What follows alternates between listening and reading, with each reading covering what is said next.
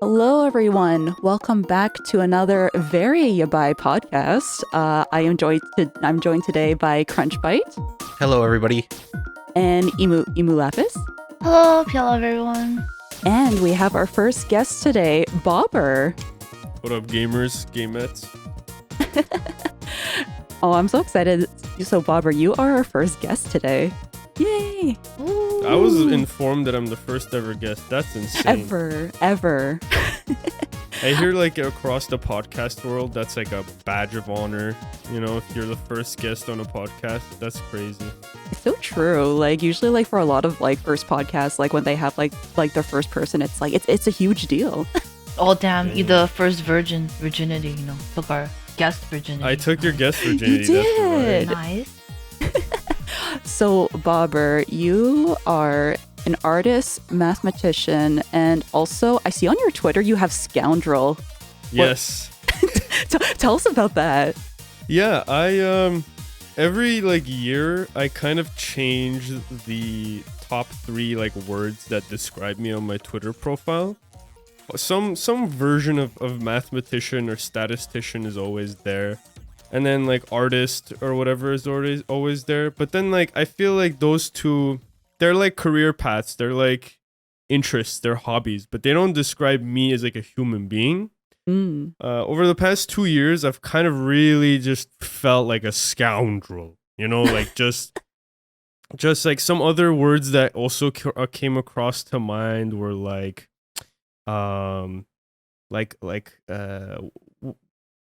goblin, or like just just a mischievous fellow. That was also like high on the list. Mischievous fellow. I just chaos, harbinger of chaos. I don't know. I just wanted to emphasize the fact that, I'm beginning my descent to madness. I mean, I feel like with like a lot of like the stuff that you have done, it is like pretty chaotic. Like, for example, last year you did like the VTubers are over party, like hashtag. Do you want to get into that? Or Last year, long story short, is I was like, man, VTubers, am I right? And then I was like, it'd be really funny if I just killed all of them. And then that's it. It just started. The project started. I made a Discord. I got a bunch of editors, a bunch of helpers. I edited this big ass thing. And I was just killing VTubers left and right. But then halfway through the project, I was like, man, this is kind of like, it went from a joke to being something a little bit more serious. And so I started contemplating my own endeavors as a content creator and such. And I was like, yeah, what if I just also use this to like double the impact and just announce an indefinite hiatus? And so I did, and it felt good. So, Oh. yeah, that was kind of sad when you went on hiatus, but to a certain extent, it was kind of a critique on the whole VTuber culture at the time, right? And I don't know if a lot of people kind of caught on that that's where you were going. I don't want to put words in your mouth, but like that's what it came across as to me. What did you want to convey when you did that event? That's a good one. I mean, you kind of are spot on right there. I just I wanted it to be half and half, kind of just like jokes to keep people entertained, because that's what I want to do deep down. Like my dream is to entertain people. But then on the other hand, it was also just like realism to maybe like use to just like show people, hey, here are my thoughts on the industry of streaming and content creation, and specifically like 90% oriented towards VTubing. The whole thing could be applied to just streaming in general and content creation in general, which I hope many people applied it to, but it was like in the flavor of VTubing. So yeah, it was one of those things where it's just like, I want this to be impactful, but also at the end of the day, whatever, who cares? Just put it out there and then walk away. That's exactly what I got, because I'm also pretty cynical about VTubing, especially in general, because I'm part of that community. But streaming, in general. It just the way people tend to act, I guess, as their streamer personas is problematic in a lot of ways, and I thought it was really fun to be a part of it. So thank you for doing that. I love pointing out problems. You're welcome. Actually, speaking of streaming and VTubing, I want to say, the other day I was talking to my stream and I was like, explaining, I was like, guys, you're not going to believe this, but I found a VTuber I really like watching. Ooh, And yeah, I was talking about them. I was like, they do this, they're funny, blah, blah, blah, they do this, they do that. And I was describing their mannerisms. I was describing like what I enjoy about them. Mhm. And then a commenter was like, Bobber, you're not like, like all the stuff you just explained to me just is saying like why they're a good streamer, not like why they're a good VTuber. oh. And then I thought about it. I'm like, huh? Like, wait, does your comment like made sense until I thought about it a tiny bit? What the shit? Like, wait, streamer and VTuber are different things? Isn't that the same thing? Like, isn't a content creator and a VTuber the same thing? It's just like VTubing is just how you present yourself as a content creator. So it's like, if you're a good streamer and you happen to be a VTuber, then you're a good VTuber. I don't think being a good VTuber makes sense. You have to be a good streamer or good content creator. The fuck? And then, Man, this is so big brain. Does that mean like a good VTuber is like those VTubers that post on Twitter that has like 20k followers but have nothing on Twitch? Is that a good VTuber then? no, that's just a Shit poster? Oh. Can I? we can get into it. Some people like don't like V-tweeters and stuff. Like the people have like lots of opinions about like depending like where people like I don't know. But man, this podcast is only 7 minutes deep, but yo, this is deep talk. I'm down.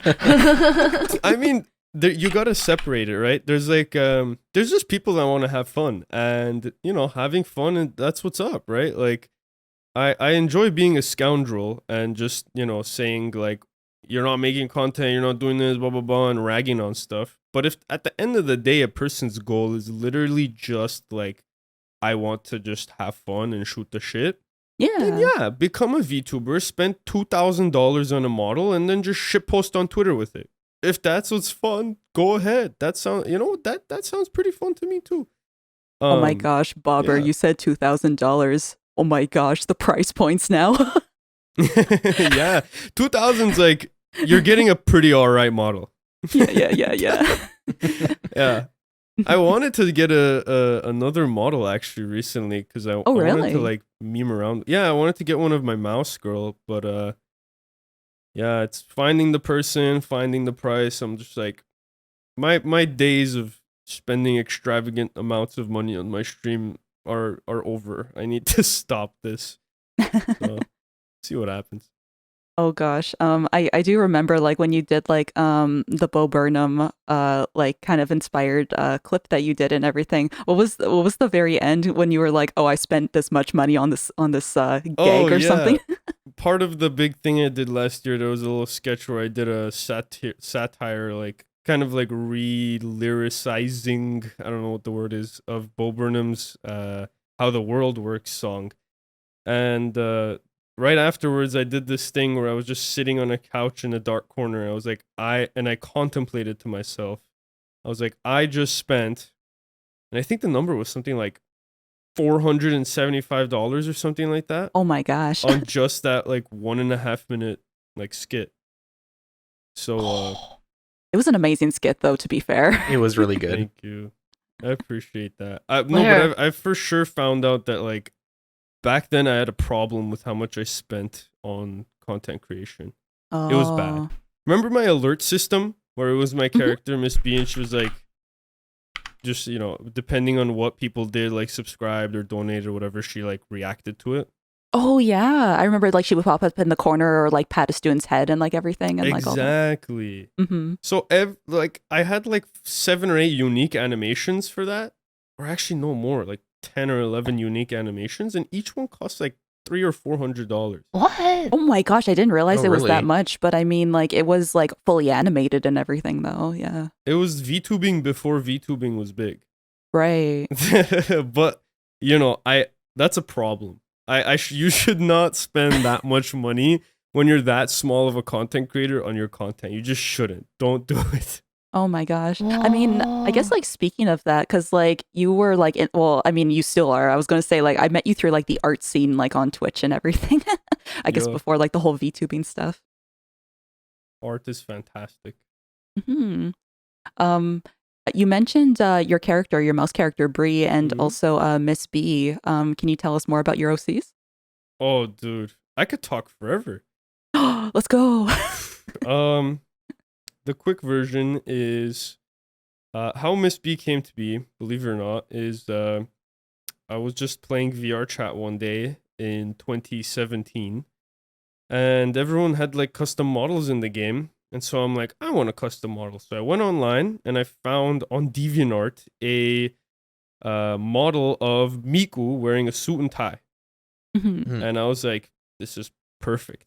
So I yoinked the model, as everyone did back then, and put it in the game. And that was me. I used to log into the game and draw people's avatars in one of the drawing rooms as like a Miku with suit and tie.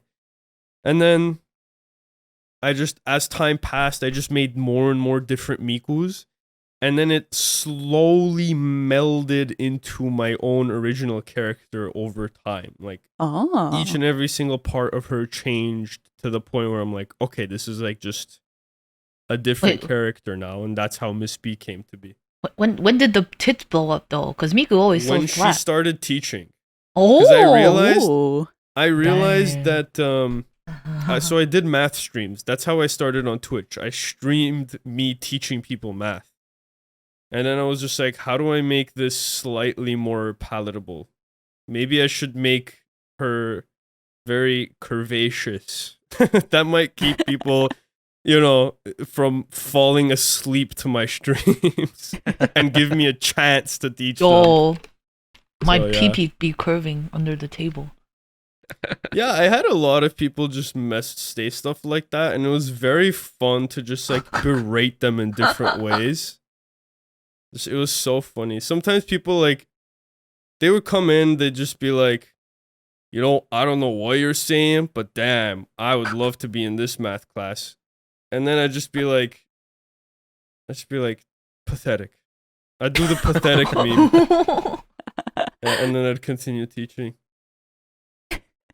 You're not worthy of my time. I But feel yeah. I feel like at that point too, like for people like ogling and just like, oh my gosh, such pathetic students. Like she's heard that so many Oh. times. Yeah. Yeah, I didn't do it for the horny factor. No.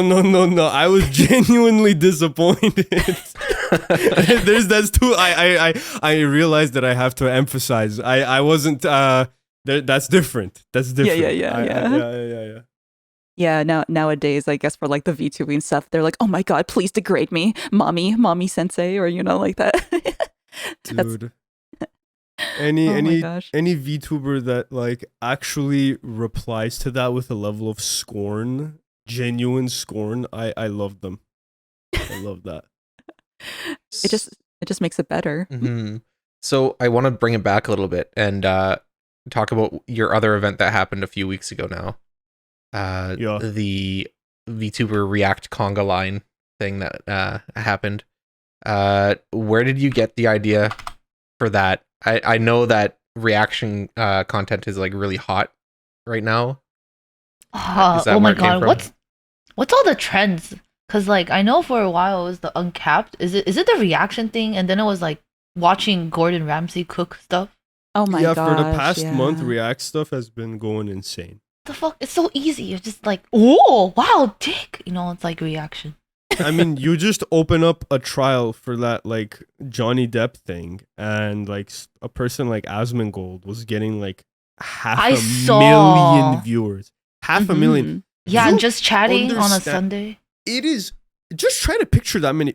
Like it's like 14 football stadiums. It's like not even that. Like it's mind blowing. 500 million people. Like just watching a guy watch something. I don't know, man. I don't get it. I just one day was in the shower and I'm like, dude, React streams are such fun and good streams. And I was like, how can I, riff on this? And I just thought like that would be so funny if I just tuned into someone's stream and they were reacting to a guy, reacting to a guy, reacting to a guy, reacting to a guy, and so on. And so I'm like, yeah, that sounds funny. But then I was like, last time I did something big and gigantic and with a ton of effort, it broke my soul and bones and body.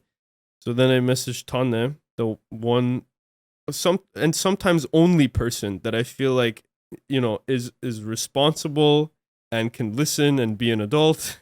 Oh, I feel so flattered. It's, I swear, Tanne. Sometimes I feel like you're the only other person on the planet that just understands me. So yeah, I'm like, Tanne, I have this idea. It's pretty funny. And then Tanya's like, let's do it. I'll help. And I'm like, wait, really? And so yeah, we did it. We will actualize it. It happened. It wasn't. I didn't want it to be a VTuber thing only. I wanted to get like a ton of people, but it just so happens that like 90% of the people we know are VTubers. So it just happened to be a giant VTuber combine. That's true. Like we were trying to get like not just VTubers but streamers as well and everything. It's kind of funny with the whole React thing because I did notice that there was people who were like, I don't know if they were at the end or like maybe in the middle. Like there was chatters coming in like on different sides being like, oh, they were trying to see how deep it went. Oh yeah. It was you could kind of tell what was happening about like 7 or 8 people in, and then after that all hell broke loose and it was just chaos. The entire thing. So funny. Yeah. I still love though that the fact that like even if you went all the way to the end, you could still see like a pixel of the original stream. Oh yes. You could do it. It was crazy. I thought it was so funny, like what Daisy said. I think Daisy was like, I'm sorry that I kept talking about cocks and like wanting to shit super bad. Yeah. And then the people behind her have to react to that. Yeah. That's fantastic. Just like I genuinely feel that if we had, I'd say maybe like 20 more people, if we hit the 60-person mark, I think it would have blown up a little bit. But I think 40 was just right underneath the threshold. Yeah. But yeah, it still was fun. That's all that matters. People said it was fun, so I'm happy. The best part for me was accidentally being in another browser and not being logged in and people just giving me shit for not being subbed to Tane. That was hilarious to me. That was so funny. Oh my gosh. Yeah. Oh my god, Crunch not sub to Tane. How dare. Yeah, because it was, what was it, Bob's Burgers like movie trailer came out we got or something. some ads. Yeah. I'm sorry, everyone. Actually, like I want to see the Bob's Burgers like movie. Like I want to. I can't remember. Were they doing like a streaming service like thing, or I don't know if they're putting I think it it was theaters, in theaters. or... But yeah. Okay. So normally we do like a bi-weekly recap of what we've kind of been doing the last couple weeks. What have you been doing since that event, Bobber? Past couple of weeks. So I've been doing a lot of art for many different things, like drawing for content creators, making their thumbnails and logos and a bunch of other junk. I've also been keeping up with my studies, but the fun thing that I can talk about is I have been playing an absolute shit ton of Miku's new Diva Project Mega Plus, whatever the name is, for Steam. That game is amazing. I don't know. I could just gush about it. That game is perfect. Back like 8 or 9 years ago, I really wanted to play Miku, but the Miku games were only on PS4. Yeah. So it sucked, right? And I was just like, I don't have a PS4. I just have like Wii and Nintendo stuff. So I went on the internet and I found like a fan-made like PC version, and I downloaded it, and it was really shitty. It was so bad. But it still had like 15 songs on it, and they were banger songs. And I used to try to play it and get like max score. So 8 or 9 years ago, that's all my Miku experience. So when this game came out, I was like, yo, I think it's finally time. It's finally on PC now. Downloaded it. Best idea ever. I went through yesterday. I finished playing every single song on hard. It was great. I was watching you play it. you're playing with a controller. Do you know if it has keyboard support as well? Yes. Oh, It's got keyboard support, that's interesting. controller, everything. It's great. You know- I heard from one of my keyboard friends though that's Mhm. playing it with keyboard that he prefers controller, but yeah, it's both. Emu's like our resident like rhythm game player. So what do you think of this, Emu? That's cool. Project Diva has always been in like the scene. I don't play that game too much, but I go to the arcade physically, and they have like a Project Diva machine, but they haven't updated that for like ever since release. So I'm always like kind of whatever. But I really like the music, and usually on the PC I play Muse Dash or Mhm. DJ Max. So I haven't heard the Miku port, but I've seen friends play like the mobile version. Like when that came out, a lot of people were playing on it on my Twitter. But yeah, this is good. It's another game to add to the rotation without getting copyright striked, I think. Yeah, definitely. Yeah. That's the best part. It has two, by the way, if you buy the game and also buy the music expansion DLC, it has 250 songs. Oh my god, really? Yes, 250 songs. I thought one day I was just gonna go live and play it in like 6 hours and be like, yo guys, Miko stream, and then do it. It took me like 7 streams to end up like doing every single song at least once. It's crazy. I'm just reading through some of the things about this game, and there's 500 different hairstyles, costumes, and accessories that you could put the characters in. It's amazing. Oh, Every single song has like an recommended outfit for it, and there's like tons of outfits. Oh my goodness, Really good. phenomenal. And just the music are bangers. I went and made a Vocaloid playlist on YouTube after I finished playing the Miku Ooh. game. Wait, do you have a favorite song? I you have have a any? bunch. There's this I have a one bunch, song, but they're all Japanese, right? I would love to share with you, Emo, if you're down. So I can talk about a few. There's this one song that left, I think, one of the biggest impressions on me. Oh. It's called, the song title is, I think it's the longest title in the whole game from all the songs. It's called the Happiness and Peace of Mind Committee. That's the title of the song. And you put Miku in like this cute little outfit. That's what the song recommends you put it in. It's this cute little like princess looking outfit. And you hit start. And the song starts really, really slow. She's like la la la la la la, and she's singing super slow.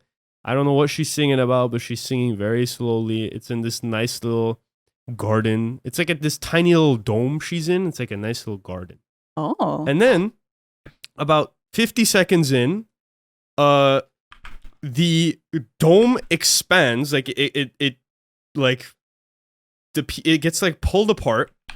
She is in like a Mad Max looking area, and hard rock comes in and with like beating drums, like boom, boom, boom, like a cult music starts. I'm like, what is going on right now? Oh, I like It's those. crazy. The song is insane. I'm like, hold on a second. And I guessed correctly. I was just like, wait. Is the Happiness and Peace of Mind Committee actually just a group of people that are saying, yo, if you're not happy, just go kill yourself? And it's true. That's the song. I'm like, what the shit?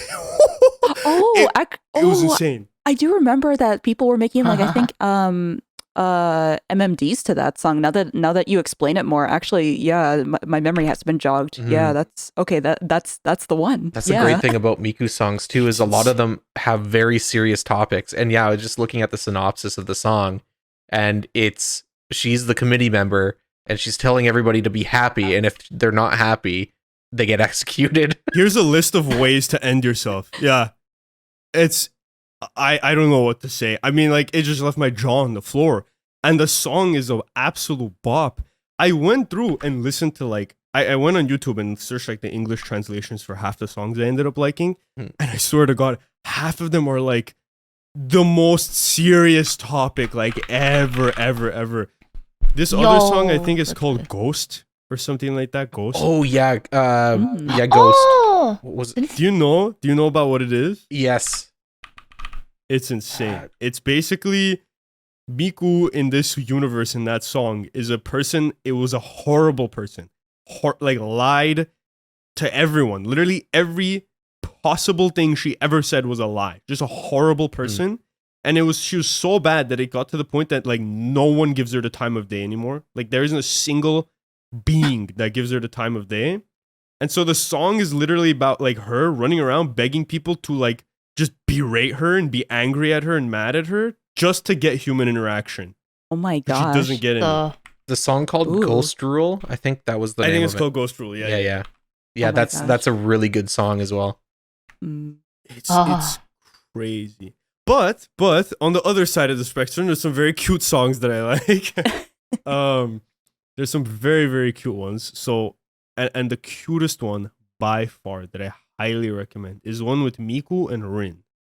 Rin is the blonde hair Vocaloid, which I absolutely love and will protect as if they are my child. And the song title is, I can give it to you in just a moment. Summer Idol. It's a song that's like reminiscent of like surfer, like Beach Boys type music. And there's like the typical like surfing Californian guitar in the background. And Miku and Rin are basically just like, it's time to go to the beach and find ourselves some boyfriends. Yeah. And they're going Cute. and they're talking about how unlucky they are at it, and they're really bad. And the song ends in the funniest way. They're like, we've realized that we suck, and also if we do get a boyfriend, one of us is going to be alone, so how about we just become a couple? Oh my god. It's so cute. And then the Wholesome. final frame is them sitting at like the sunset, and Miku's like, yeah, but that's not happening, right? She's like, nah. It's, not it's so good. So yeah, that's me gushing about this game. Please play it. Phenomenal stream game too, by the way. If you're content brained, this game is perfect. Perfect. I'm gonna pick it up, nice. I think. Yeah. For sure. I definitely wanna play as well. See, Tane, what have you been doing the last couple weeks here? Oh gosh, I feel like I've been kind of like exploring some like random like indie games and stuff. There's something called the Haunted PS1 demo disc. Like remember like when PlayStation and like things used to like actually have demo discs in like magazines and stuff? Yes. So I found like this thing on like itch.io. It's basically like a bunch of indie games like and people coming together. There's a 2020 version that I want to look into, but I was playing the 2021 version. And there was just like a bunch of like demos of indie games, and some were like hit or miss, but yeah, there was a lot of interesting ones. It was kind of like things that are similar, I guess, to like PS1, PS2 kind of like thing where there's like fixed camera angles. It looks like Silent Hill-esque or like Resident Evil-esque or like really there's something about PS1 with very like creepy and unsettling textures, I guess, like the whole style.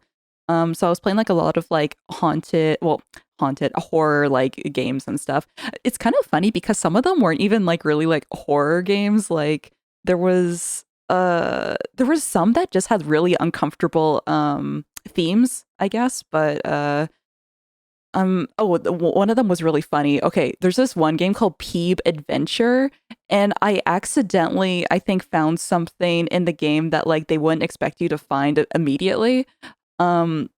So I just held down this button and it like shows like a really creepy picture of like the developer, and then there's like a whole level of just the developer's like face basically, and it's like all like, I don't know, unsettling, I guess. Creepy. But there's like a boner button. Like when you like tap a button, it's like boner. I've seen it. Oh? I've seen. Is that the boner game? He's That's this the boner tiny game. like cloud looking guy. He looks like a small cloud, and he just every time it boner. And if you press it Yeah. like 10 times or something like that, it just goes penis. That's the one. That's the one. So when I was like playing that demo, like when I found that button and also like just like that really creepy developer level or whatever too, I was just like, what the fuck is this game? It's amazing. The people that made that game, I believe, are the people that made Yonoid 2. Oh. Yonoid 2 is another game that's just fan made, where they just like, you know, they took the Noid, which is a Domino's mascot, who's everyone like shits on because of how ugly and disgusting he is. Oh my god. That game also had like a special button that I think it was like the D button or something. You clicked it, he dabs. He taps. That's so cool. It was actually, if you were playing on controller, it was tied to the trigger button, and you know how trigger buttons are analog, right? Like you can press it like a little or a lot. His dab was analog. You could like slow dab or quick dab. Oh my god, it's like the same with the boner button because like his nose flops depending on how hard you like push it. Oh, so freaking good. I've also been enjoying Little Witch in the Woods. It's also like an indie game. It's early access. It's pixel art and everything. It's actually kind of funny with some of the people playing it because they're like, "Oh my god, I'm not a furry, but the furries, am I right?" Because like the furry characters look very sexy. I don't know. Like there's some, but like compared to like the human characters, like I don't know, man. There's something about the furry characters. It is a lot easier to make, I believe, a visually appealing furry than a visually appealing human in 3D. I feel like a 3D human. Do you Really? think that 3D furries have the same uncanny valley that 3D humans have? No. The thing about like this game is that it was like, well, it was pixel like art, so it was like illustration stuff. But I wonder. I don't know. I think it just like depends on.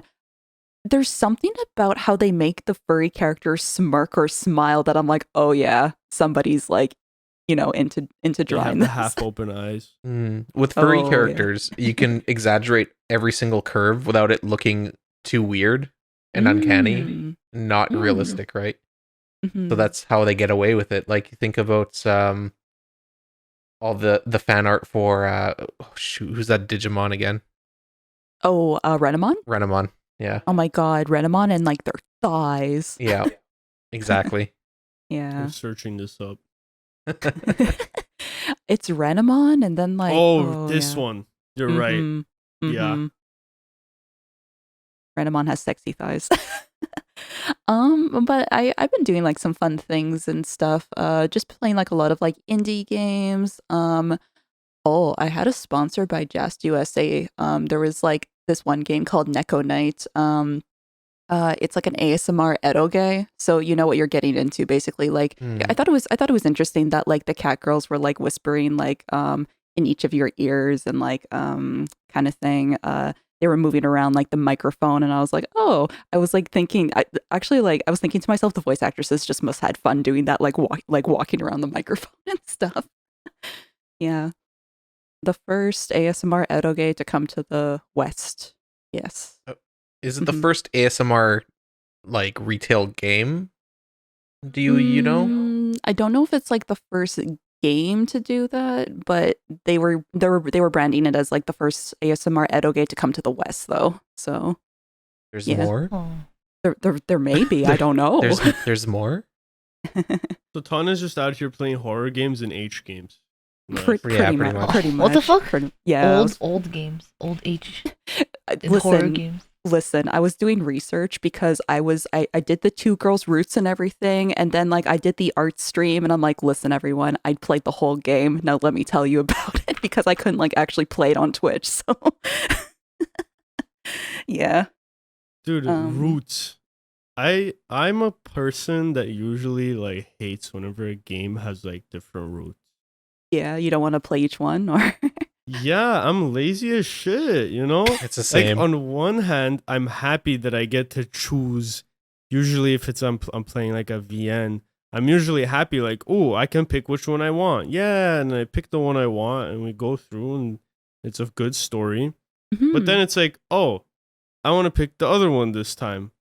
And then nowadays, thankfully, a lot of games, they just like let you skip to the crucial point where you split from. But there's like other games that aren't VNs. Like, I don't know. I've heard like Nier Automata and a bunch of other games just like, oh, you beat it once?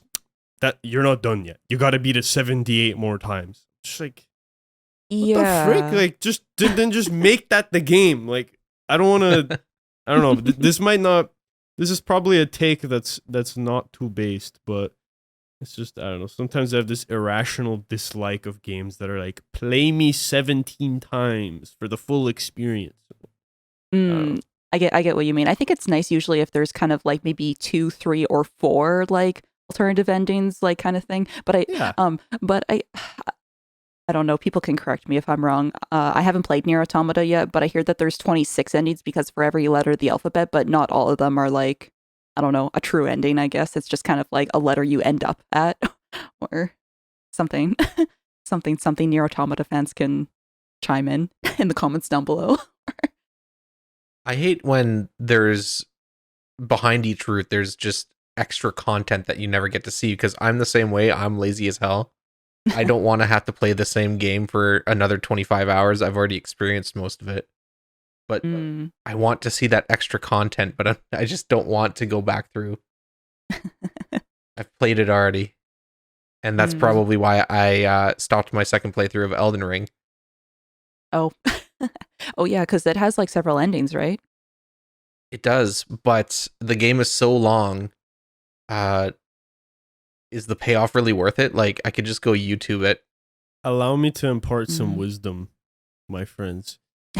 When I got to the end of my game, it was 2 weeks of me no-lifing it.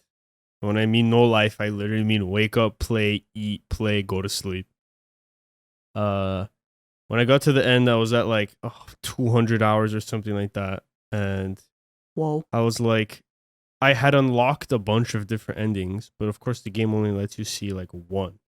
So if you save the game right before you have to pick what ending you want, you go into the files, you do a little yoinkin' schmoinkin', and then save that.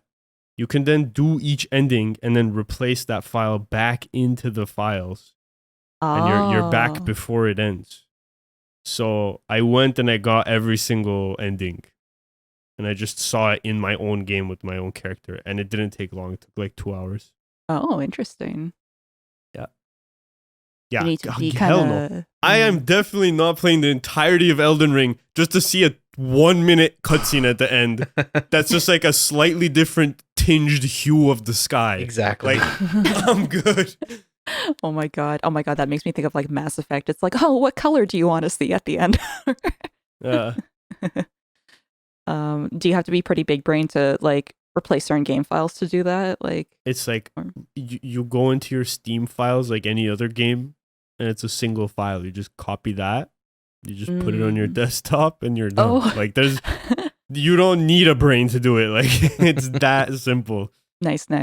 Yeah.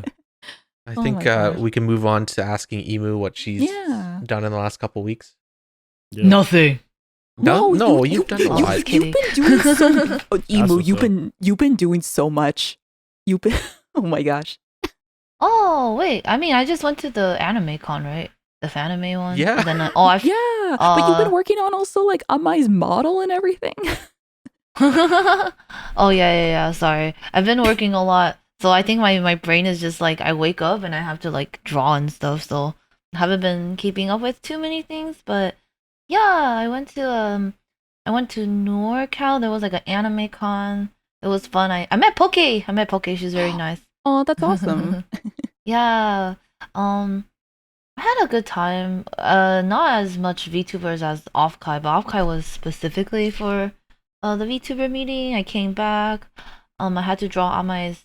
Had to finish. Wait, no, this is during. Wait, yeah. When I come back, I still had to draw some things. But Amai, who is my mod, she's having a debut on the 11th. Yeah. So by the time this releases, she'll be done. But it's been something me and Arya Rinchan, who is the rigger, and Amai's. We've been planning it for a really long time. I think like 9 months or so. But we only had like around April or May was like my open time to draw it. So luckily I was able to finish it up, but it took me a really long time. However, yeah, everything is okay. I just have my biggest anime con show coming up at the beginning of July. So that's gonna be the thing that's like draining my life source right now. Yeah, I have to draw a lot of things, and You're I doing an got a artist alley? yeah. So I do anime Yo. cons. Yeah, yeah. That's like my life before streaming since I started like in COVID. But yeah, if you know about Anime Expo, it's the biggest North American anime con. I I know got that con very yeah, well, yeah. unfortunately. But this year I got a vendor space. This is like my dream since I started probably. Yeah, so Congrats. How did you get one? Anime Expo vendor it's space is like very winning like hard. Charlie like Brown. Wait, Charlie Brown. What? No, freaking Charlie like Chocolate Factory freaking gold ticket kind of Oh, situation. Willy Wonka kind of thing. Yeah, yeah. Willy Wonka. I suck at this, but yeah, Willy Wonka. How did you do it? You just got lucky? Like what happened? How you get it? So anime cons nowadays super grandfathered in. It's really hard. Yeah. Artist Alley is either first come, first served lottery or application. So when COVID hit, I actually didn't wasn't able to get a table for 2020 because it's really stressful. There's a priority artist alley and there's the general, but basically I went into the priority registration, refreshed a bunch of times, had that table in my cart for a second, and when I go check out, it's gone. So yeah, that happened like 3 fucking times. It was not fun. And then No. yeah, then I That's had to painful. wake up. I had to go into the general artist alley, which was even more stupid. They basically had to uh like that queuing system where they're like, oh, you're like 100 whatever, like they queued you into the room to buy the table, and like there wasn't even that many tables. So I actually got kind of lucky. Well, I didn't get the table, but when the queue started, I was like at 100. Like all my other friends, they were like 1,000 or something. But when I got in, I didn't get a table, so I was really bummed out. But around 420, like no joke, no cap, they're like, hey, you want a table? I'm like, oh yeah, I want a table. But I'll let you guys know I signed up for the wait list in 2020. So yeah, it's like a fucking long time.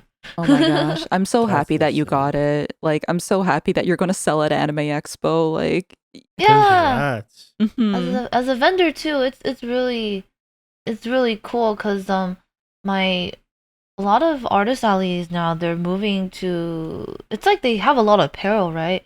But apparel's like kind of odd to display in the artist alley because the shirt kind of takes up like half your booth, and if you have like other art, it's just really hard to display. But when I talked to them, when I talked to like the people that was giving me the table, they're just saying how they really like my merch. I'm still technically like the only rhythm gamer merch store in the West or in general. I make arcade stuff, so not really like Miku things, but they just said they wanted me to be at the show, and I've been going to Anime Expo since like high school, so I'm kind of a seniority, so I think that was like a hopefully that was a big reason. But That's yeah, the crazy. the To think I biggest could have side. met you. I've been going since What? like 2013. Yo, are you going this year or next year? Hell no. Okay, yeah, it's okay. I Don't go. Anime Expo, I stopped going since like 2018. I went for like 6 or 7 years and then I realized that unless I spend like $300 on like a VIP ticket that to get into Oh. anything, I just have to wait like 4 hours in Oh, line. it's Oh, so yeah. bad. Oh, let me tell you guys. Let me tell you Canadians the Oh, story oh, of AX. oh no. Oh no, tell us. No, no. It's just bad. Like the main reason I'm doing vendor stuff is I literally can't wait for just like the general.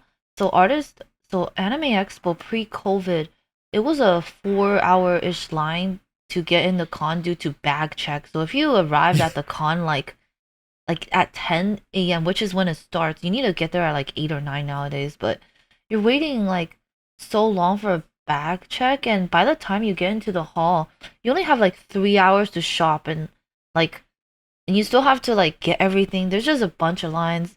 There's like the general attendee badges, which is around like 100. The premier badge is actually like 500 now, but there's no way for you to securely get into a panel without a premier badge nowadays. So I A had a friend. panel. Can you imagine? Yeah, yeah. Not even like a world premiere, not like a You panel have is hard to get in. my friends told me, so exhibitors hall open like 10 a.m., right? For Yeah. people, they said they started waiting at like 5:30 in the morning. I'm just like, Yeah. okay. Oh my Two- gosh. I think it was in 2018. They were doing a world premiere of My Hero Academia movie. Yeah, my friends were waited for it. They didn't get in, but you had to start waiting. Like, you might as You well had just to wait sleep. at like 5 a.m. Yeah, it's for something at noon, right? I think. That's nuts. Yeah, and the Oh show my was at like God. 12. You had to wait 6 hours in a line that I believe wasn't even tented. It was just outside in the sun in the Oh, middle yeah, of it's summer just- in California, 115 degrees. Oh my gosh. No, my friends wanted the Love Live show. They like literally slept. They bought a sleeping bag and just slept in the line for it or something. It's That's so crazy. bad. The artist alley is it's like it's sad. You do it's like shoulder to shoulder, and I'm not even exaggerating. You're bumping into a person every 5 seconds.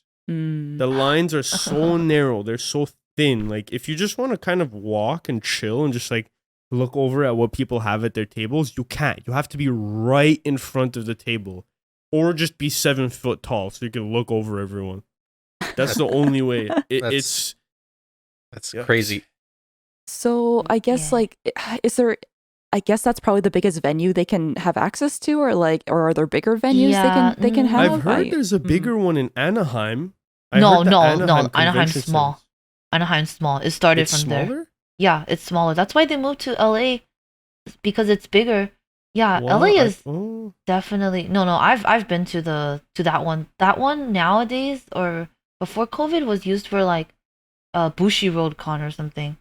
Mm. Like there's Oh. some smaller things that happen, but yeah, Anime Expo is way too big. They try to go to another venue in Long Beach, but even the Long Beach venue isn't big enough. And I'm pretty sure AX they have a contract with like Los Angeles because they They bring do. in so much business. Like I'm pretty sure they don't want them to go. You know. The Yeah. crowds remind me of Comiket. Comiket's the exact same thing. You could be in front of somebody's booth and you're still getting jostled by the crowd, like trying to walk past. Oh my gosh. Yeah. Yeah, shoulder to shoulder, trying to like move with the crowd and like Mhm. not get trampled and yeah. It's horrible both as a person going there and as the artist alley person. Because the artist alley person's like losing out on a shit ton of potential buyers because half the freaking lane can't see them. Mhm. Like you have to be in front of their tables. Which is why like the artist alley at Anime Expo for me has always taken, it's not insanely gigantic. It's pretty big. There's a lot of artist alley tables. But Mm. it feels like a place where like you should be able to look at each person's table for like a minute, quickly browse it, and be able to get through everyone's table in 4 hours or something. Hmm. But to get through everyone's table literally takes the entire day if you want to really look at the table and see what they have because of how bad the traffic is. So it sucks. I don't know. I'm thinking about getting a Yeah. day pass for this Anime Expo just to go to Artist Alley and then leave. Because that's all I care about at Anime Expo. Oh. Mm. Yeah, so let me think. It's definitely really crowded. Like for my Canada friends, I don't think you guys will experience something as packed as like AX unless you go to like the San Diego Comic Con. I think that the Or unless walking you go to traffic jail. is the fuck. Okay. Pick up that We, soap. we go to horny jail. Yeah, horny jail. Go to We go to- prison. That's a Yeah, prison. Yeah, we go to Comiket. We have an idea. I don't want, and I'm really excited to go to Comiket, and you can tell why because there's boobas everywhere. But like, I don't want to wait in lines. I don't want to like be jostled by huge crowds. Like, I hate being in Mm. that situation. The only thing that I find rather efficient with Comiket, I don't know if they can do this at Anime Expo, but with the lines for, maybe this just works for like the queuing for like people in Japan and stuff, but they have like a back line, a middle line, and a front line, and they bring you to different areas of where the lines are, if that makes sense, I guess. They try to do that at Anime Expo, but there's so many people that like finding the space to have those lines is also extremely difficult. Mm, And I also can the people imagine. there running it are incompetent. Oh. Well, remember? Oh yeah, AX. Like okay, so Crunch, you said how Comic Cat. Well, imagine Mhm. AX, but there's like way less line management. It's like really bad. Yeah, It's just I bad. feel like the line management gets shifted onto the artist at Comic-Cat. So they'll hire people to manage the lines with the help of Comic-Cat staff. And I think that's the reason why it works so efficiently. They also like hand you out like well, I don't know if it's like flyers, but like or sometimes laminated things of like what the artists have to offer. So like Mhm. when you go right to the booth, you can just be like, I want everything, or I just want like this package, Yeah, basically. They give you like a list of what they have with like all the pictures of them. So by the time you get to the front, you should have an idea of like, okay, I want that, and that, and then you're done. You're escorted That's out of the area. fantastic. They do this for the Mhm. artists at the alley? Yeah, so all of What? Comic-Cat basically is an artist alley. You could think of it like that. It's just all artist booths. Oh shit. And Like all the dojin and like there's people that like make jewelry and like CDs and like like music like that kind of there's everything. but yeah, any of the big artists that are expecting like lines will do that. They'll print out leaflets and laminate them and like hand them out to people on the lines so that they can look. hmm Here is where I shill for TwitchCon. TwitchCon is if being an artist alley at TwitchCon at Anime Expo, if being an artist alley exhibitor there at Anime Expo is like being like a peasant, at TwitchCon you're a king, you're a queen. At Oh my- TwitchCon you're given a booth the size of the freaking Himalayas. And it's gigantic, and the width of the alleyways are like they can fit an entire yacht between. I think Amazing. they're really expensive though. Like the TwitchCon exhibitor and artist alley, they're way more. So that's why it's probably bigger. But I yeah, mean, by I want how to go. much? Like $50, $100, maybe. No, it's like I think artist alley might be like 1K, 2K, and usually it's around 1K. 500, 300. But Well, think I about it. haven't. You don't have the Yeah. competition, right? Because there's less exhibitors overall. So Yeah, you're getting yeah. more money. Or you should in theory. Yeah, I mean, I Um, applied, so I'll know if I get in. I'll know. I the pricing. applied too. Let's Oh, go! Crossing my let's go. fingers. Crossing my fingers for the both of you. Nice. Yeah, Tunny and Crunch, you guys are going, right? Yep. Yeah. Yes, I'm so excited for TwitchCon. I get to see like both of you and like more people and like we're gonna have a fun time. Fantastic. But thanks for letting me know, Emo. I had absolutely no clue that you're saying that chances are when we charge 4 digits. I did not know about that. I thought the most expensive an artist alley table gets is $500. I don't think they're gonna charge 1,000. I've never heard of $1,000 being charged for tables. I'll have to see, but That's my insane. friend is saying she's paying like 8,000 for exhibitor's booth, but she might have multiple. Oh. as No, well. The exhibitor is completely 8,000 different, though. pesos? No. Like, there's no shot. Artists make like $5 for like a foot long. We don't make that much money. They can't charge us $1,000 for a booth. At most, it's probably like 600. At most, I think. Hopefully. Or else I'll have Yeah, to chop we'll my see. leg off to go sell there. Sell your asshole. 3D mold it, yo. Yeah. Yeah. I was gonna say, I think like, correct me if I'm wrong. I think they were giving out like, was it like a free one or something? They were doing like, was it on their thing saying like, oh, apply here and like you have a chance to win a table or something like that, like on the I Twitter didn't or? see that. Not What the fuck? TwitchCon. Oh, okay, But okay, maybe some other convention, probably. okay, okay. Oh my gosh! Yay, convention Yeah, talk. crazy Mhm. con stuff. Can't wait. I I have like I feel like I've maximized my chances of them picking me, and I'm hoping, I'm crossing my fingers. I have every check mark box. I'm a partner on their platform. I stream on their platform. They said that they highly recommend that you like do it with a partner. I have a partner. They're really big, huge presence. They also stream. Everything is like, I'm a prime candidate, my friends. Hopefully they pick me. Yeah. well, hopefully you two get picked. Mm-hmm. Yeah, let's was- go. Let's gonna say- go. I'm gonna move on to what I've done the last couple weeks because I just noticed we're at like 55 minutes. Nope. So I'm gonna be very quick. I have been playing V Rising and Vampire Survivors for the last like 2 weeks. Mm. They've been both very good. I don't know if there's like a resurgence of vampire games coming out, but what else is coming out? Mm. Vampire the Masquerade has the yeah. battle royale that came out. They have Masquerade 2 coming out shortly. It's just so many vampire games recently. Yeah, that's so true. Like Morbius is a vampire, right? Oh yeah, Yeah. yeah. I'm morbing out over here. Morbin out. But yes, I'm super excited for all the new vampire games. Started Final Fantasy 9 with Tane on stream as well because she hasn't played most of them. After the introduction with the play and everything, I had like no idea what was going to happen after. I think the only one you played prior really was 10, and 10 was horrible. Really, for like an introduction game, I think. I just didn't like 10. I keep saying this. My friends in high school were like, Tane, play Final Fantasy 10, but 10 was like the first one I played, and I was like, what can I do for you? Down, down, down. That's the only. That's the only good thing about that game is the music's a banger. Yeah. Is 10 And they all have sex? Yeah. Yeah. Yeah. Wait. How can you hate it? I mean, that's perfect.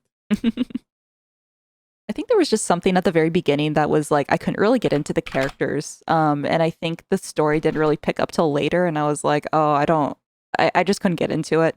But I don't know, just like watching Crunch like play like Final Fantasy 6, Final Fantasy 4, and like those older ones, and like then what was it, the Final Fantasy 7 remake, and then Final Fantasy 7. I feel like we did this all over like the 2020 summertime. Like we just like went deep into Final Fantasy like game stuff. We did. I wanted you to enjoy the story of all of those games because they're all great. They're amazing. Yeah. I tried the MMO 14. Oh yes. The critically acclaimed Final Fantasy 14 that you can play for. Yeah. It's perfect. Love it. Tane I think got to the end of I'm almost Realm at the Reborn. end. Yeah. I'm almost at the end, and I hear it gets very good for the expansions. Yeah. A Realm Reborn is like a stale salad at a mediocre restaurant. Once you're done with that, you then are immediately transferred to like a Michelin 5-star gourmet chef Gordon Ramsay's freaking Las Vegas burger house. And then after that, you get knocked down just like a little bit. You go to the other Las Vegas places.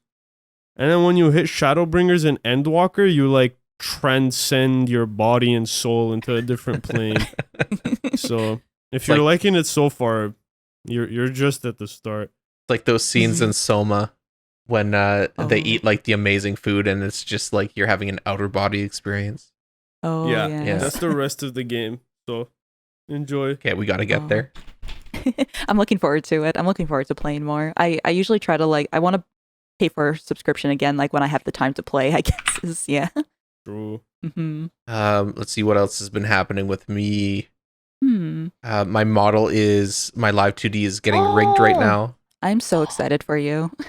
I've started getting updates from the rigger, and they've been sending me videos of like them doing things. So that's exciting. Yeah. Probably like a couple months out from re-debuting. So that's really cool. You get to be a big boy. I do. I'm no longer a little weird Vroid model. Yeah, you no longer have that Vroid mouth where I just want to stick my dick in and just come on the colors because it's so weird looking. Yeah. And my first airsoft game of the year. Oh yeah. Me and Tane went out and played some airsoft. Got shot a bit. Tane has a massive bruise on her arm right now. Oh no. Hey, it's a battle wound, and I'm okay with this. Oh, I'll make a wound in your pussy. Oh, thank you. Sorry. Yeah. In front of Crunch, of course, at TwitchCon. Go to TwitchCon, guys. Yeah. Yeah. That's where the good content Tane happens. shooting a gigantic gun. Just massive. That needs to be drawn by someone. But yeah, we had a good afternoon running around for like 4 hours shooting at people. Yeah, it was pretty hot with like the sun and everything, but we had a lot of water, and like I look forward to like, I don't know, just being in better shape and stuff too. I want to like move around more and like We absolutely just like, I don't know, wrecked this one guy, like, because it was like you, Chris the tripod, and like me. We just semi this one poor guy coming up a trail. We were hiding behind a wall, and he was coming up this like skinny trail where he had like no cover, and we all just like popped up and just unloaded on him. Oh no! Yeah, the poor guy. Now he has a gangbang fetish. Hey, I want to try it out one time. Yeah, Oh, it's fun. They sting just a little bit, like it's whatever. Yeah, it's a It's not whatever bad. thing. It was really nice of them to like offer like MREs, and like they gave us like mosquito nets for like our heads and everything too, like for like so the bugs didn't bother us. And yeah. Yeah, good event. There was like 30 Mhm. people or so playing, so that was fun. Yeah. Got to pew pew pew. Yeah, got to run around and pew pew. I think that's everything. Just wanted to quickly cover what I've been doing the last couple weeks. Yeah. Yeah. So normally we move into like news segments right afterwards, but I have one more question for Bobber before we move on. Yep. And why spinning sandwiches instead of like something else like pizza or donuts? Well, actually, I'm happy you ask. I do have both pizza and donuts. Oh. Yeah. Oh shit. People know me for the sandwiches, but there's a lot of stuff I have. I got pizza, I got donuts, I got cakes, I got shortbreads, I got some You bake sushi. stuff? What? Yeah, I bake stuff in my PC, my computer.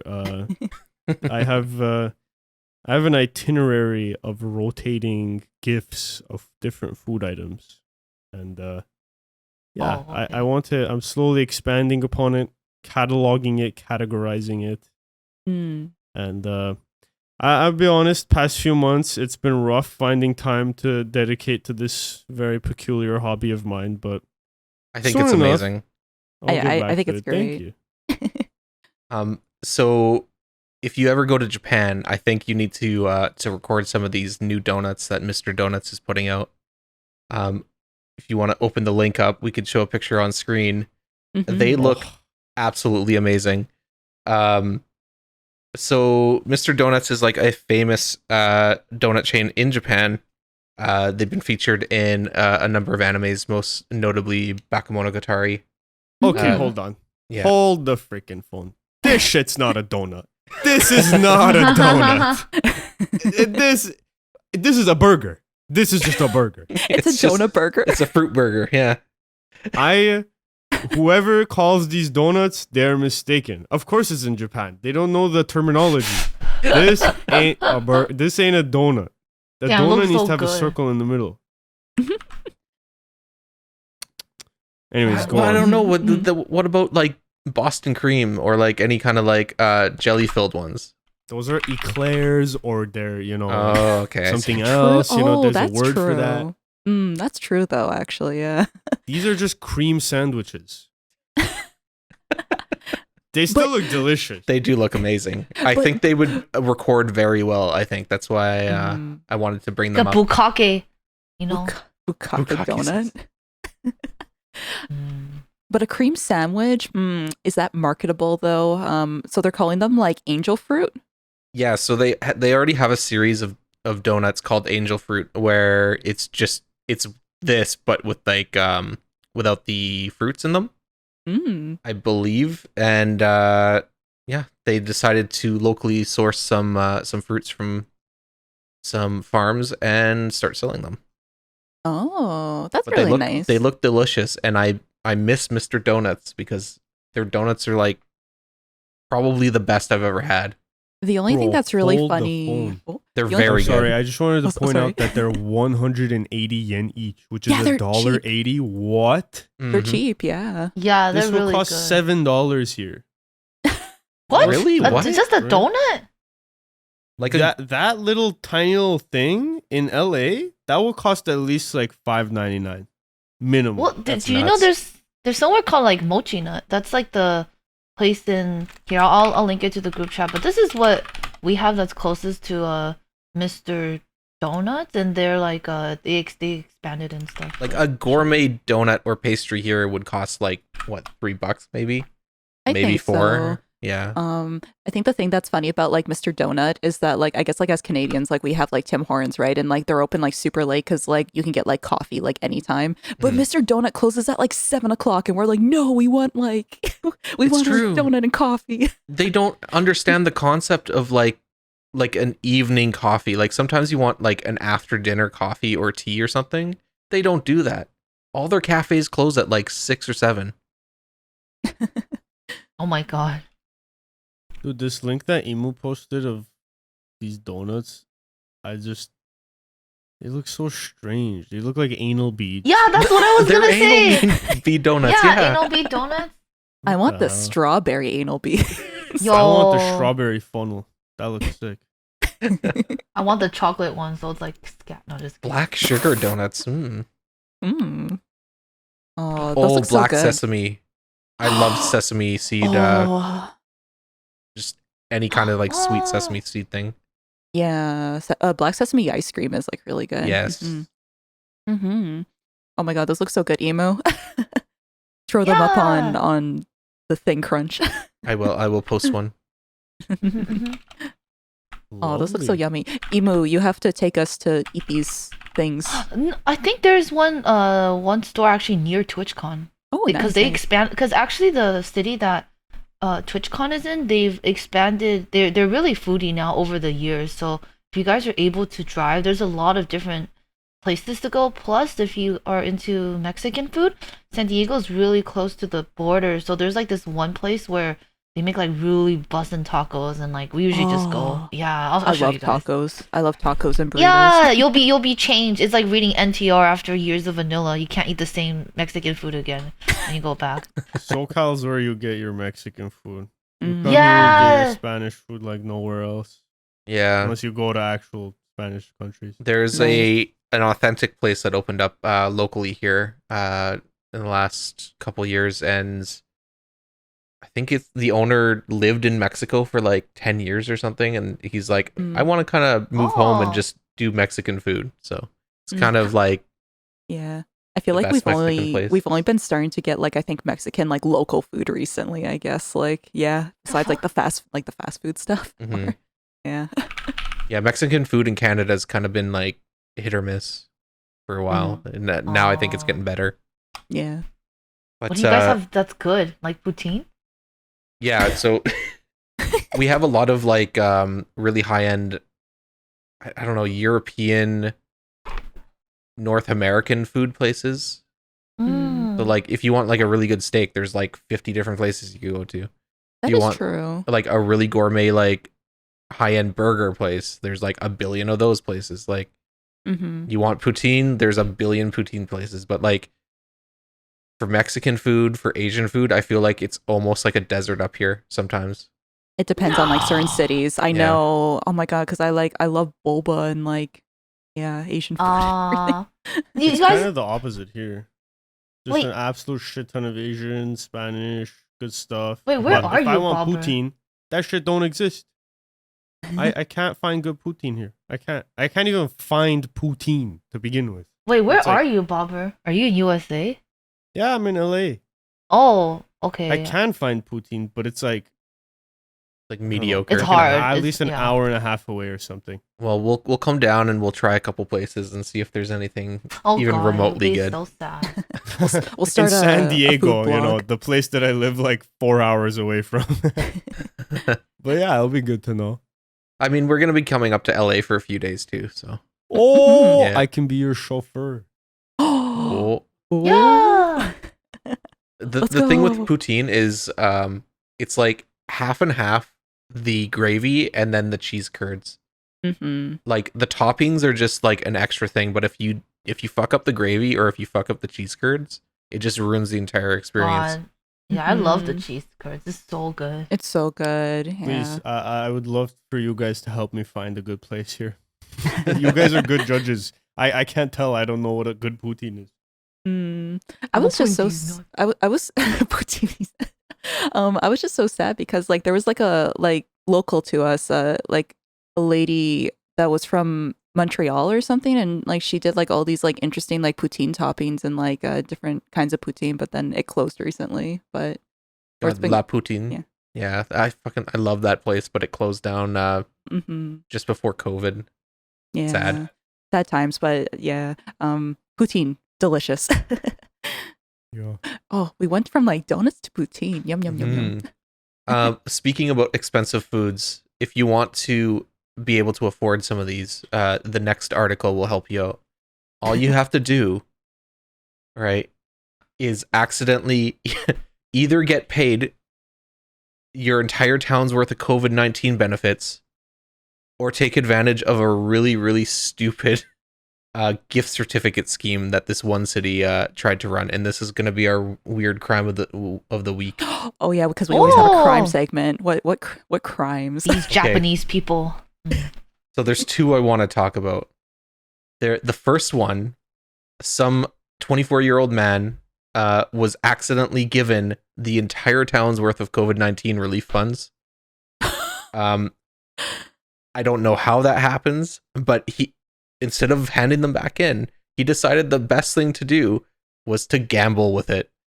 Oh So no. he gambled away the entire town's COVID-19 benefits.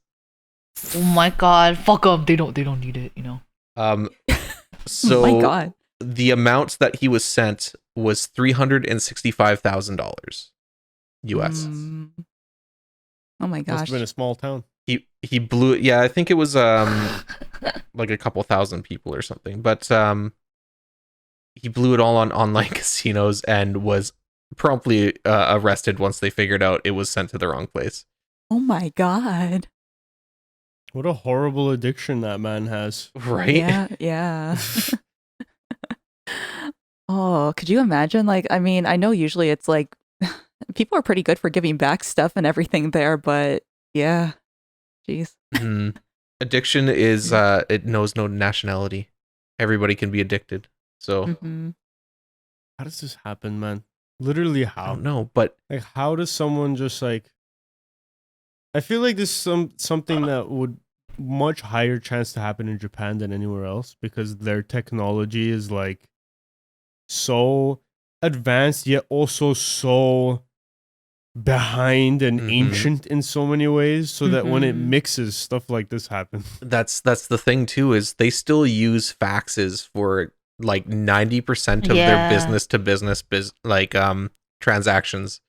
Mm. It's kind of crazy that we're living in this modern age and they can't email shit. Mm-hmm.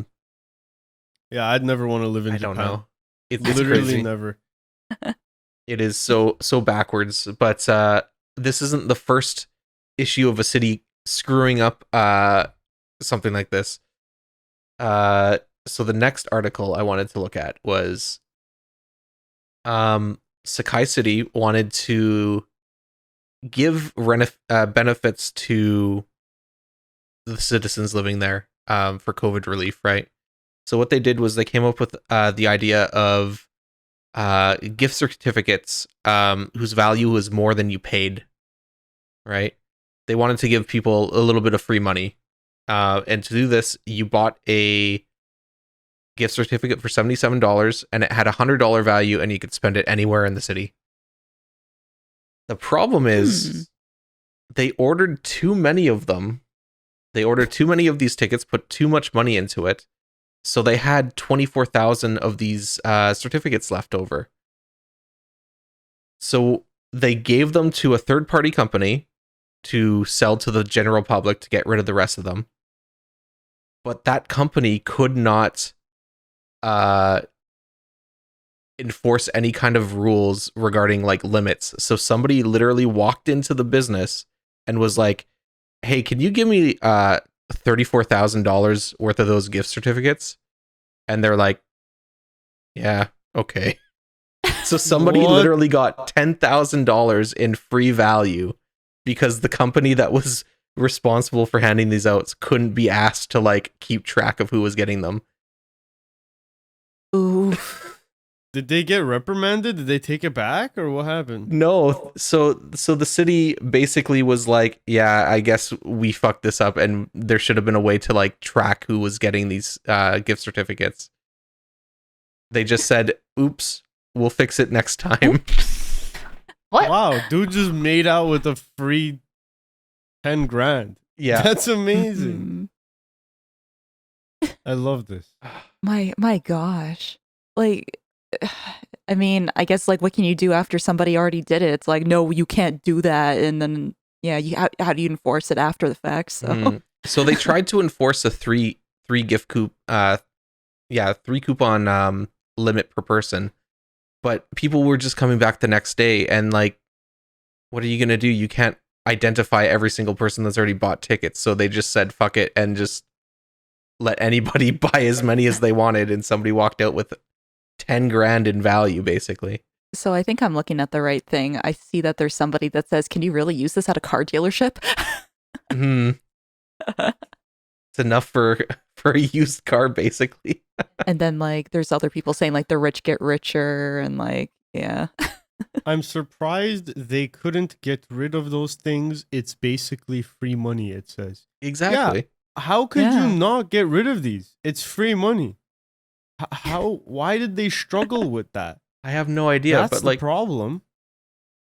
like yeah, you had to spend, what was it, $77 to get $100 in value.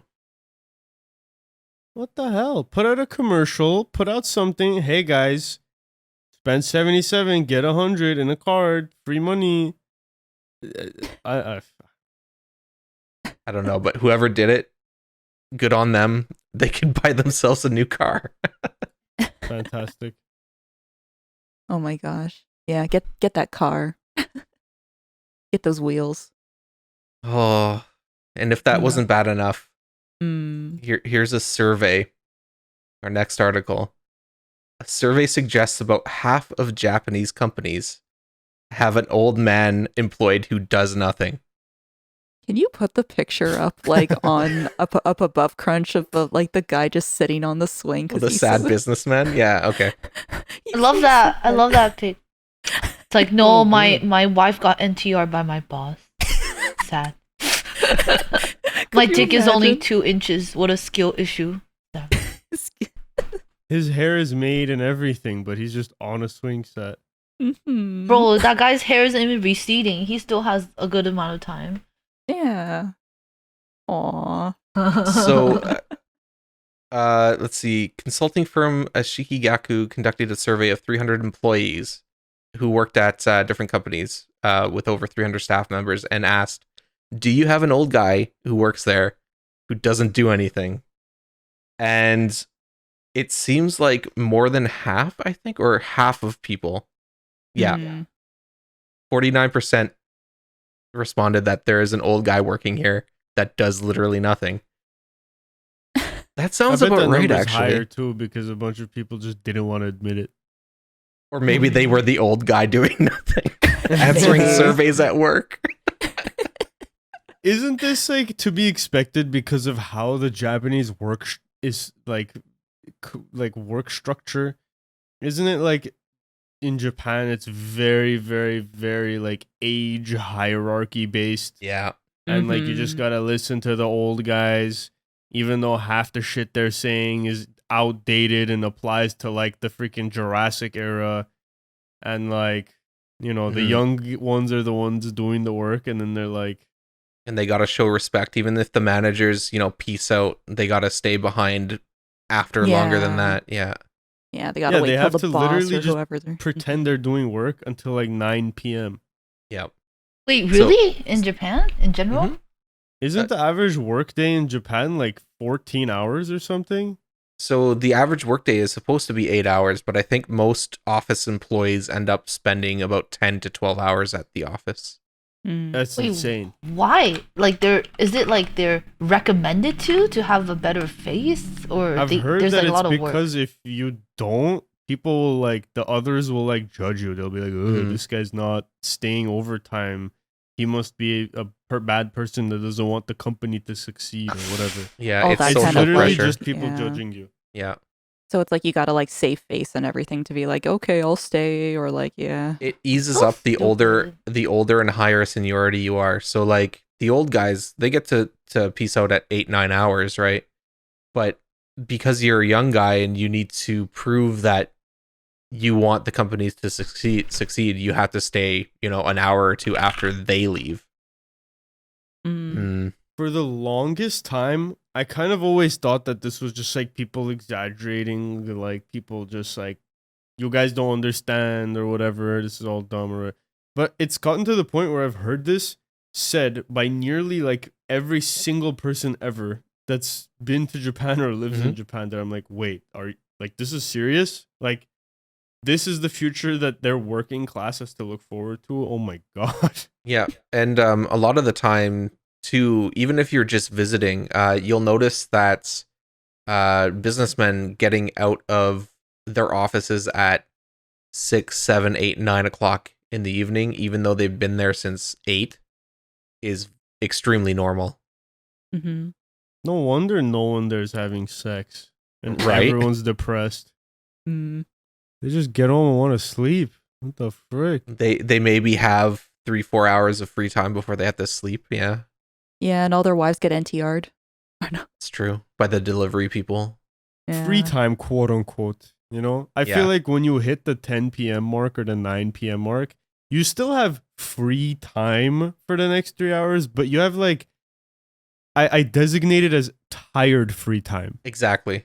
It's not even full free time. It's limited free time. Yeah. You have no energy to do anything that you'd actually want to do. You're basically just Exactly. looking at your like TV or computer or whatever and just being like, Exactly. It's lazy free time. yeah. Oh, I hate. Oh, it's enjoyable, but you can't like play games or whatever. You just drink alcohol to sleep. It's like good night. Yeah. So the 3 most prominent answers given to what they were doing instead of working was taking many breaks for smoking and snacking. So basically just piecing off to the smoking room or whatever. Staring off into space. Just sitting there staring off into space. Chatting with coworkers. Or just browsing the internet. Mm. Sounds like work to Yeah. me. Mm-hmm. That sounds like Mm. my workplace, honestly. Just Yeah. Just be like my stomach. I have stomach problems every night. I eat like heavy Mexican, so I have to like poop a lot. You know, Mm. I'm training. Yeah, I just wish that, I guess, like, well, I think we talked about this a few times, Crunch, but like if it would be nice to have like a 4-day work week, or at least just have less hours, because like people aren't productive like for a full 8 hours. Like No. it, yeah. Mhm. No, if a work day was 6 hours, there would be no difference in the amount of output that I did. Mhm. Because I probably spend about 2 hours of the working day just not doing work. Mhm.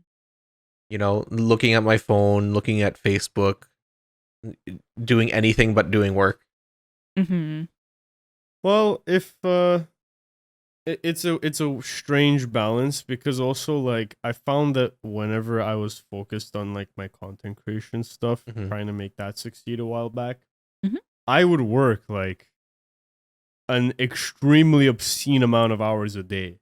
Yep. But Mhm. since that was something that was just like purely my own creation and my own like it's basically self-employed, it's good. You actually want to do it, so you do it for that long. But if you're working for some freaking business that gives out loans to God knows who gives a shit, man? You show up to the interview, every like 90% of interviews I show up to, it's just like, so why do you want to work for us? If I was forced to answer that question truthfully, the answer would be, actually, I don't really give a shit who I work for. You guys are here paying me money, and I'll come here and I'll do the work. I actually don't give a single damn about whether this company succeeds or not. I'm just here to do work, and if you'll pay me for the work, that's what's up. That's how like I honestly answer it. It's kind of funny true. because it's like, I feel like for a lot of people, I don't know, like I do feel like it's kind of like BS. Like, yeah, when people say like, oh, I want the company to succeed, or I want to like put my all into it. It's like, I feel like a lot of us just work to like fulfill our hobbies, or like whatever we do for our off time, basically. Like, I Yeah. don't know. Yeah. There's I'm a working- minuscule amount of companies that if I apply to, I would genuinely be like, okay, I actually want to help this company. Like, Mm-hmm. You know, if it was some cool like big video game companies that I played their Mhm. video games, or Mm-hmm. like, you know, some of these big internet places like Twitch or like YouTube or whatever, like stuff like that. Okay, maybe I'll be like, I have a bit of a vested interest in this. I want to see this happen. But if it's like Mhm. freaking Kenny and Rogers big dick freaking coming factory, I'm just gonna be like, yeah, I don't give a shit. Exactly. I'm only working to fulfill my needs to live, basically. Mm-hmm. Like I have no interest in helping your business. Sorry to say. Helping your business is like this like special perk you get. Mhm. It's not my goal. It's like a special side thing you get for me Exactly. working here. Mm-hmm. I promise to do the work assigned to me, and in return you get the work I produce. Like that's it. But Mm-hmm. yeah. Kind of funny, I guess, how you brought that up, Bobber. Yeah, I feel like for content creation, it's like just nonstop because there's always more you could work on. I guess is Mm. like it's hard to turn off like Always. that work mindset. I guess that Mhm. grind set. The Sigma grind set. Yeah. Yeah, I don't. It's like interesting to hear about this because I think my majority of my life is like self-employed, so I've been just doing this forever. But I think everything is just pros and cons, you know. Mm-hmm. Even But though you're I extremely busy all the time, Emu, you're probably way happier than anybody who's at a 9 to 5. oh Just know. yeah, like yeah, it's interesting because like in my life, I've only had two like office jobs kind of like I only had like two normal things, but like near the end of my first one it was like minimum, it was whatever, and then my second one it was like okay too, but I just remember like this one day I'm just like sitting in the office and you know the regular work day is like 8 hours. I'm just like, you know, I think if I just drew for 8 hours, I would be making more money than staying here. So yeah, I just did my own thing. Yo. Let's go. Yeah, like I mean, in Cali, I think there's a lot of opportunities to do artist alley, and I really think with just the internet nowadays, it's easy to start, but obviously it's really hard to like maintain the lifestyle. Yeah. I guess it's like the Mhm. consistency of like hoping that you always have clients who can like either commission you or like hoping that you can go to events to sell your art and everything. Yeah, And like, yeah. Mm-hmm. it's good. Like especially if you're someone that started like long time ago. I think if you started before the COVID thing, I feel like you have a better chance because there's just so many competition nowadays. But I would say like just the amount you make is pretty good, and if you can just build up like a base like I actually know like a sticker, you know, like stickers are really popular in my area, and then like I know one of the people and they actually organize like anime events like every month, and like there's like people that just go, and it's like a 1 day event. You set up your tent and then you just sell for the day. But yeah, it's just I don't know, there's like a lot of ways, but I hope I just hope like the all the normal job stuff is okay, because like what you said about how if you want to work for something, I feel like that's true, because normally I just would want to go for the money, because that was like how it was for my first two. Yeah. Mm. Yeah, I I feel like mean, for myself, oh sorry, I didn't mean to cut you off. oh yeah, that's fine. Go ahead. I was just gonna say like yeah, I want to be fulfilled and like draw like lots of like I don't know, lots of artwork and like anime characters, feel creative and everything. I look forward to the day that I can quit my 9 to 5. Mm. Hmm. I mean, I want to give you the strat then, Tonne. Mm? The Tell us. strat, which I've discovered, is working for a big content creator that has a lot of money. Oh, you work for That's the you strat. work for the big boys. Yeah. You content creators need artists. A massive amount of them need artists. For God knows whatever reasons. Freaking thumbnail, Twitch screens and panels, True. emotes, freaking logos, random drawings for like a small part of a video on YouTube. You Mm. need a shit ton of stuff. So you fall into, you know, get a few content creators, fall into their pockets, and you're living. You're living pretty fat if you can find that. Yeah, I'm lucky because enough to have found that. I was gonna say because you draw like thumbnails for like a lot of like people. Mhm. Yeah, I draw thumbnails here and there. I have one major employer, name of Alpharad, and yeah, homie hooks me up with the dollar bills, Let's and go. yeah, and it also fulfills my one other thing of like, I still kind of want to make content. I unfortunately have like brain rot, and like I just need to be making content.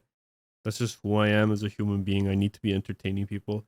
Mm. So I can also use this job to like show off my artwork, which is entertaining to his audience. So it's like a Yay. double whammy. Aw, Yeah. it's like a lot of like cross pollination and like that kind of thing. Yeah. Synergy. Yeah. So after killing yourselves at work, everybody needs a good vacation, right? Well, let's move on to the Yeah. next article here. You need So some R&R. you need some R&R. You need a vacation.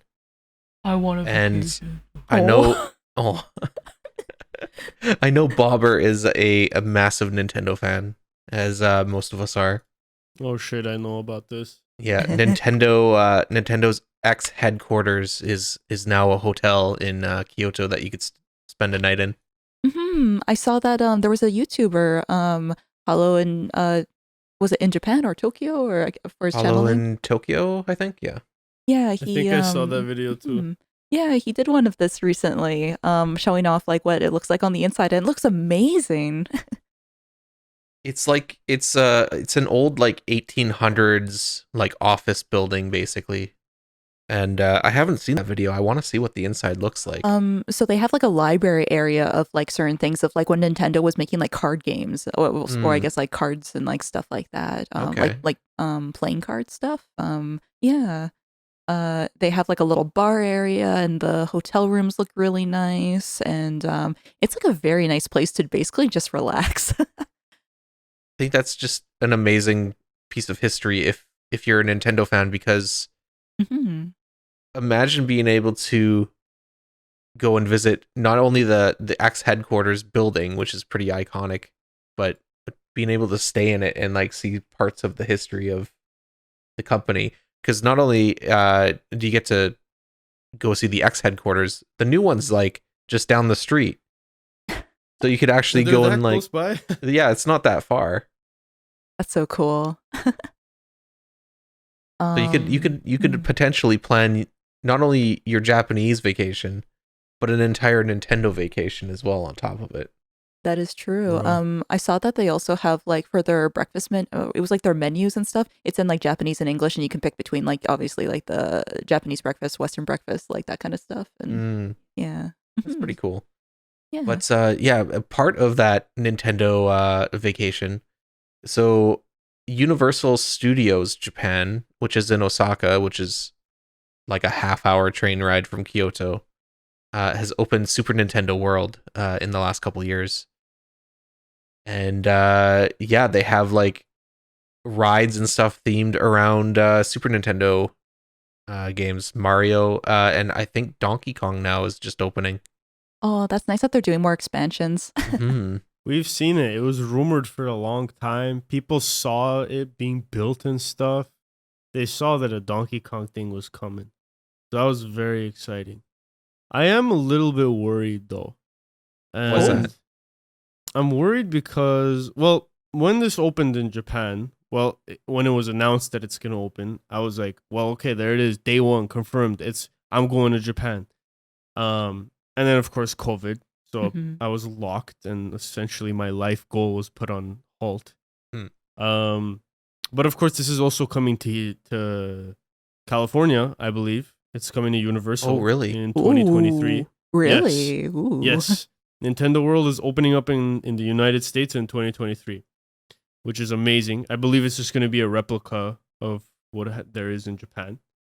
So now I won't have to go all the way over there to experience it. But I've heard from some people that it's less of like a fun theme park, and it's more of just like an experience. Like it's like you walk around, you're like, oh yeah, look, there's the Goomba, there's that. You're looking. There's like some fun little phone games that correspond to the area that you're in. You can play. and there's like that Bowser thing where you just sit in a cart and do something, but it isn't in a general sense like a theme park. I've heard from some people, so it has me a bit worried. Either way, I'm gonna have a blast, but I don't know. I'm a bit worried. So it's more like a leisure park, I guess, in a way. Or Something, I don't know. So according to the article, they're opening a Donkey Kong themed coaster. So I guess that's going to be like one of the first thrill rides, I guess, in the area. Oh, that would make sense for Donkey Kong then. But I'm just looking up. Yeah, it seems like there's a lot of like augmented reality, not really augmented reality, but like guest experience, like wristbands and like connectivity with your phone. So you can like collect coins and stuff in the park by like visiting certain things and like all that kind of stuff. So yeah, it looks like well, it's kind of like cool that it's interactive in that way. So it looks like the first couple things that you could do in the park wasn't necessarily like thrill rides, but like more experience stuff. I think they had like a Mario Kart go-kart attraction. I think that was like the biggest that's thing. in Bowser's Castle, I believe. Oh. Also, they better make the Donkey Kong roller coaster the freaking minecart level. Oh my gosh, please. Oh, that'd be amazing. They have to. There's no other way. Have it go like extremely like up and down and like, yeah. Have it like a part where the coaster's broken, you have to all jump, and if you don't, you'll crash and die. So I'm looking at the map of Super Nintendo World at Universal, and currently what is built there is only like maybe a quarter of the entire space that they have planned for the park. So it looks like there's going to be a lot more added to it as time goes on. I think it'd be nice if they had like a Zelda area or like, I don't know, maybe some other iconic things too. A Zelda area would be amazing. But yeah, that's exciting for the next time we're allowed to go to Japan because it's still basically locked down. When are they going to take it off? Is there any word? They're doing this like trial program where they're allowing like a couple thousand people into the country, but you have to like stick to like 50-person planned tour things, and like it's really dumb. And you can't like leave your hotel room, or you can't go away from the tour or something. You have to basically like, it's Is very Japan strict. the only place that's still locked? Pretty much. Like, the whole rest of the world defeated COVID, so I don't know what Japan's waiting for. The rest of us, COVID doesn't exist anymore. I don't know if you guys want to, we beat COVID. We did it. So yeah, Japan, open up. I'm waiting. Please. Like that memes, like open up. Open up! Let me in! We literally had a trip planned for April of 2020, and it just destroyed that, obviously. So we've been waiting for an extra 2.5 years or whatever it is now. Man. I mean, we were thinking of like even maybe December or like January upcoming, but then like now it's like, maybe springtime, summertime of 2023. I don't know. Yeah. But we will see. We get to see like all what's happening, at least in like these articles and stuff, and we get to like present it to everyone. So yay. Yeah.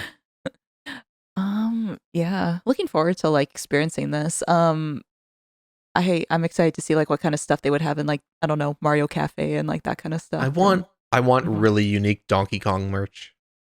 Oh. I don't know. He's such a like Chad of a character. I give in. I know I'm going to spend hundreds of dollars on random shit I don't need. Oh wait, Crunch. Wasn't there, I can't remember if it was Uniqlo. Was there like an official like DK shirt that was like, it was like big DK energy or something? Big, what? I would get that. What? I can't big remember. DK energy. I can't remember if it was like Uniqlo or it was like maybe like another like. Was it Uniqlo? Place. Let me double check. But there is a shirt that says Big DK Energy, and apparently it was official or something. Let me take a quick look. I would like to have Big DK Energy. Also, I guess for like Donkey Kong, like it makes me think of like that one Donkey Kong Country like show that was like on TV where he would dance and everything, and like they would have musical numbers with like candy and stuff, and yeah. Yeah, I can't tell if this is like a fan made thing or if it's official or not. Okay. But I have seen that shirt and it's amazing. I think that Remember? just about wraps up everything for the episode.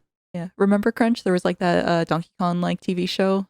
I don't know if it was like specifically Canadian Donkey or First not. one. Country.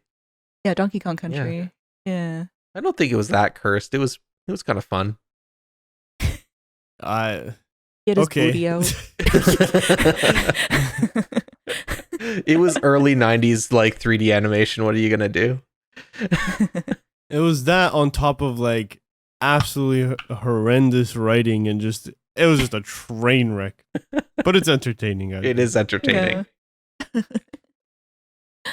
Oh my gosh. Man. So that was a fun first episode with a guest. Thank you for joining us, Bobber. Hey, thanks for having me, you guys. Let's go. Big podcast energy. Do you have anything that you would like to shill or like shout out or If you enjoy art, I do that. Go on Twitter. It's there. You can then, when you're there, find every other link to Twitch and all the other stuff. Otherwise, yeah, that's basically it. I'm a guy. Go find me. You know what? Don't even put my freaking link. Work for it. Work Work for it. for it. Oh, go on a hunt, Die. everyone. Go and actually search my name on the internet. Just go and like, don't be like those people that go on YouTube and click the recommended video and just watch the recommended videos for 4 hours. Do some goddamn research. Oh my god. Such a scoundrel. That's why I'm a scoundrel. You got it. I guess comment down below. What should people comment down below? I don't know. Oh, I should tell them to comment something? Let's see. I don't know. We talked about What's their favorite inflation hentai porn? The digits, there we right? go. Perfect. Yeah, put your fancy digits down below, everyone. Yeah. Yeah, put some launch codes down there. Yeah, go for it. Mhm. What kind of flavor of anal beads would you like? There we go. Yeah. There we go. I'll link the website in the description so you can go and look at them. Perfect. There we go. Like, What's your favorite subscribe. type of nut? Mine's cashew. Salted. Nice. That's a good question. I like Mm. almonds a lot. Oh, I like almond, pistachio, macadamia. Oh Oh, man, macadamia. I'm allergic to these nuts. Oh. Damn. Post your nut in the comments below. Okay, everybody, have a good night or day or whatever it is. We will see you next time. Take care, everyone. Bye Bye-bye. bye. Bye bye. Bye bye.